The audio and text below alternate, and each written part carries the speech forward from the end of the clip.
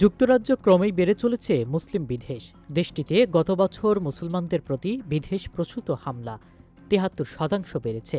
এ দেশটিতে ইসলাম বিদ্বেষী ঘৃণামূলক কর্মকাণ্ড পর্যবেক্ষণকারী একটি সংস্থা গতকাল বুধবার এই তথ্য জানিয়েছে। স্বেচ্ছাসেবী সংগঠন টেল মামা এর বরাত দিয়ে বিবিসি জানায়, গত বছর যুক্তরাজ্য মুসলমানদের প্রতি বিদ্বেষপ্রসূত ঘটনা সম্পর্কিত ৬,০০০-এর বেশি অভিযোগ পাওয়া যাচ্ছে। এটি ২ বছর আগের তুলনায় প্রায় দ্বিগুণ হয়েছে। সংস্থাটির প্রধান ইমান আত্মা বলেছেন, যুক্তরাজ্য মুসলিমদের জন্য এখন সবচেয়ে বিপজ্জনক সময়। ২০১২ সালে টেলমামা গঠিত হয়। সংস্থাটি ইসলাম বিদ্বেষ সম্পর্কিত ঘটনা তথ্য সংগ্রহ ও সম্পর্কিত প্রতিবেদন প্রকাশ করে আসছে। তাদের সাম্প্রতিক প্রতিবেদন অনুযায়ী মুসলিম বিদ্বেষ সম্পর্কিত ঘটনায় নারীদের তুলনায় পুরুষেরাই বেশি আক্রান্ত হচ্ছে। প্রতিবেদনে বলা হয়, মুসলমানেরা সন্ত্রাসী বা সন্ত্রাসবাদের সমর্থক এমন ধারণাই বাড়ছে। এর কারণ হিসেবে ইসরায়েল গাজা যুদ্ধের প্রতিক্রিয়ার কথা বলছে।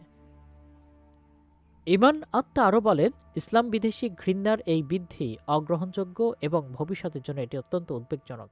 ২০১২ সালে কাজ শুরুর পর থেকে আমরা এবারই সবচেয়ে বেশি সংখ্যক অভিযোগ পেয়েছি।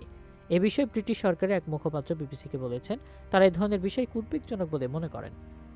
একই সঙ্গে মুসলিম বিদ্বেষ সহ যে কোনো ধরনের বর্ণবাদী আচরণ বা ঘটনা যেখানেই ঘটুক তা প্রতিহত কাজ করা হবে বলেও জানান।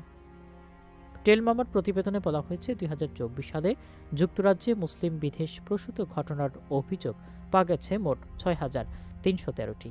আগের বছরের তুলনায় যা ৪৩% বেশি। এসব অভিযোগের মধ্যে ৫,৫৮,০৩৭টি অর্থাৎ ৫,৮৩৭টি ঘটনা সংস্থাটি তদন্তেও সত্য বলে প্রতীয়মান হয়েছে।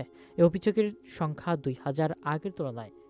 ২ বছর আগের তুলনায় ৭২% বেশি।